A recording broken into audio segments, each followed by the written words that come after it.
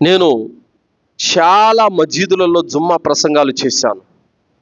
చాలా చోట్ల నేను చూస్తున్నాను, యువకులు ఎలా తయారయ్యారంటే జుమ్మా రోజును కూడా ఫ్రెండ్స్ అంతా కలిసి గుంపుగా మసీదులోకి వస్తారు. అది ఎప్పుడు వస్తారు?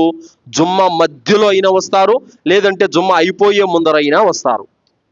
వచ్చే రావటమే నవ్వుకుంటూ ఒకరినొకరు తోసుకుంటూ వస్తారు. వచ్చి గోడలకు ఆనుకొని ఒకరినొకరు గిచ్చుకుంటూ నవ్వుకుంటూ ఫోన్లు చూసుకుంటూ ఉంటారు. సోదరులారా, అంటే పెద్దోళ్ళు ఏమైనా అరుస్తారని మరి మసీదుకు వస్తున్నారో, లేకపోతే కాలక్షేపం కోసం వస్తున్నారో మరి అర్థం కావడం లేదు. జుమ్మా రోజున కనీసం పక్కవాడితో ఊరుకొండు అని చెప్పినా కూడా తన పుణ్యం వృధా అయిపోతుంది. అలాంటిది ఒకరినొకరు తోసుకుంటూ గిచ్చుకుంటూ గిల్లుకుంటూ నవ్వుకుంటూ ఎందుక మసీదుకు వచ్చేది? యువత ఈ రోజు ఈ విధంగా తయారైపోయింది. చాలా మసీదులను నేను చూస్తున్నాను.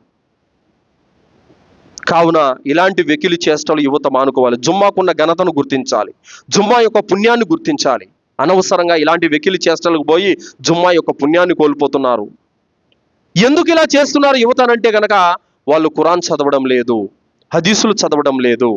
మా అమ్మ ముస్లిం, మా నాయన ముస్లిం, నేను కూడా ముస్లిం, ఏదో నామకే వాస్తే శుక్రవారం మసీదుకు పోవాలని వస్తున్నారే తప్ప నామమాత్రంగా దాని పుణ్యం పొందాలని, ఆ పుణ్యం సంపాదించుకోవాలని, అల్లా యొక్క హక్కును నెరవేర్చాలని రావడం లేదు.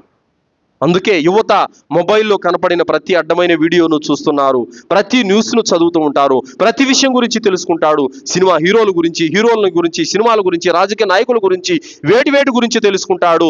తన పుట్టుకకు కారణమైనటువంటి నిజ సృష్టికర్త అయిన అల్లాహ్ గురించి, ఆయన పంపిన ధర్మం గురించి, ఆయన గ్రంథం గురించి, ఆయన ప్రవక్త గురించి ఈరోజు యువత తెలుసుకోవడం లేదనంటే చాలా బాధాకరమైనటువంటి విషయం సోదరులారా.